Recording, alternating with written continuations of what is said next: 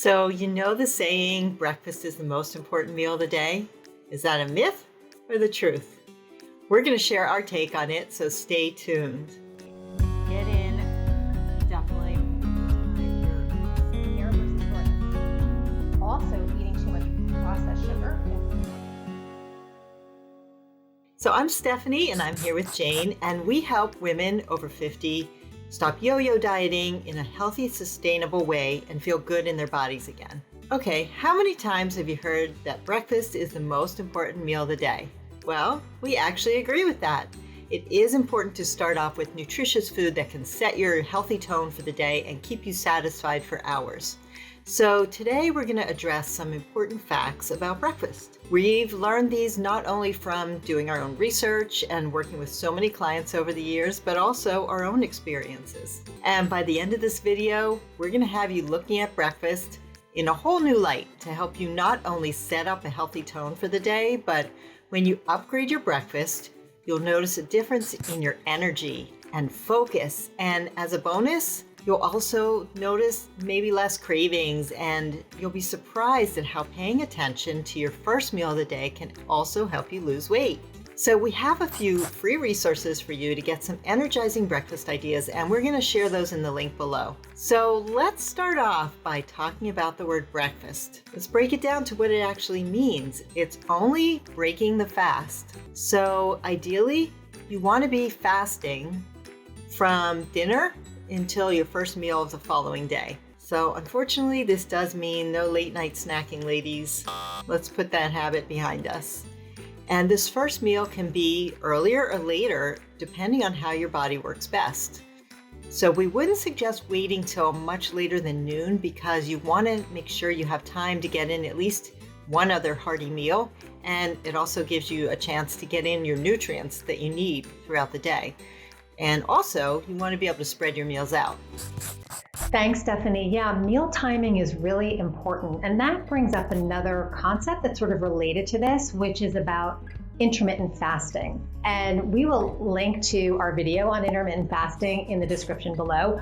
But basically, intermittent fasting is time-restricted eating when you keep an eating window typically anywhere between like 6 hours and 10 hours.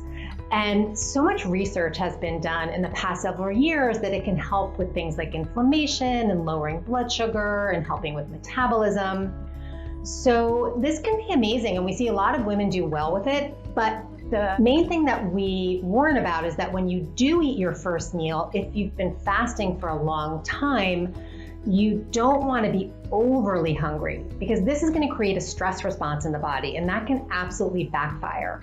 Or if you're so hungry by the time that you break your fast that you're just going to grab anything you can get your hands on to get filled up. And then you're going to bypass potentially a nutritious choice, because you don't care what you eat at that point. So that's just like a little caveat. If you are interested in intermittent fasting, you just have to give your body a little bit of time to adjust. The body will get used to doing more fasting and eating at certain times. So, that's just something to think about, but it is worth giving it a try if you've never done it before and you're interested to see how your body does with it. The main point is that you want to listen to your body within reason.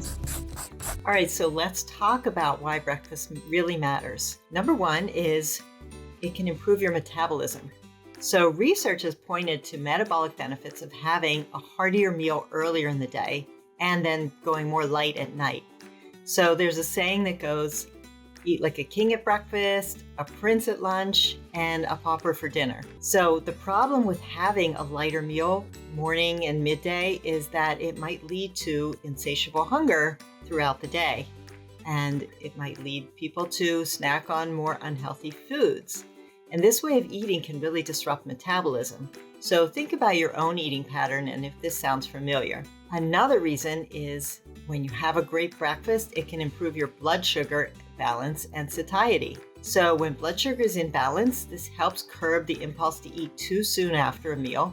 If you ever feel like the need to eat within an hour after breakfast or notice an energy slump or cravings too soon after eating, chances are your meal just wasn't well balanced. Or it might have had too many sugary carbs, or you didn't get enough calories overall. And when blood sugar is balanced, it's easier to stretch the time between meals. We like to see about 3 hours in between meals, rather than the older philosophy of grazing throughout the day. So combining protein, fat, and fiber-rich carbohydrates is really the ultimate trifecta, which helps balance your blood sugar and also increase satiety. So protein has been shown to be the most blood sugar stabilizing and thereby satiating nutrient. One of the main reasons is that it actually induces prolonged ghrelin suppression. So ghrelin is our hunger hormone. We like to call it our gremlin hormone because when that's higher, we tend to feel more hunger. So when you keep it suppressed for longer, it's going to help you.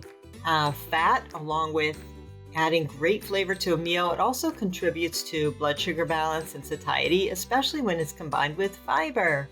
And fiber produces the bulk and helps you feel fuller for longer. It can also slow stomach emptying time and increase digestion, which is great. The final reason why breakfast matters is that it provides an amazing opportunity to get in nutrients early in the day. So not only are we talking about the macros, like the fiber, fat, and protein I was talking about, but an array of important vitamins and minerals and antioxidants. So skimping on a meal with more processed type breakfast, like a bowl of cereal or a donut or a piece of toast, it's just not going to deliver your brain nutrients or muscle fuel that you're going to need to meet your nutrition requirements, which is so important at this stage of our lives. So we have to take every opportunity to feed our cells so our metabolisms function well and so our brains and bones are well nourished. So thanks, Steph. Now we know how important it is to prioritize your first meal. But why do so many women still struggle with their breakfast? Stephanie and I talked about this, and we decided that there are 3 reasons women don't eat the right kind of breakfast. So number 1, it's hard to overcome the diet mentality that you should eat as little as possible during the day to save calories. I mean, how many times have you said to yourself, today's going to be a good day, and you have this really light breakfast and you don't eat a lot for lunch, and then everything breaks down in the afternoon because you're just so hungry that you're snacking on pretzels and chips and cookies, and you can't seem to control your appetite. So saving calories for later, the diet mentality, is number 1. Number 2 is women may think they're having a healthy breakfast, but the reality is that they're not. So some examples could be low-calorie yogurts, a lot of packaged oatmeals, whole wheat toast with maybe just some egg whites and Pam spray.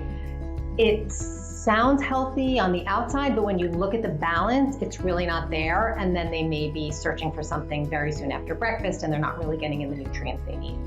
The third reason that women don't often eat the right kind of breakfast is that their lives just may be very busy. So fast-paced lives, you might be commuting long hours or whatever's happening in your life, you're feeling rushed in the morning. And so you might just be grabbing something that might not be the best thing for your body.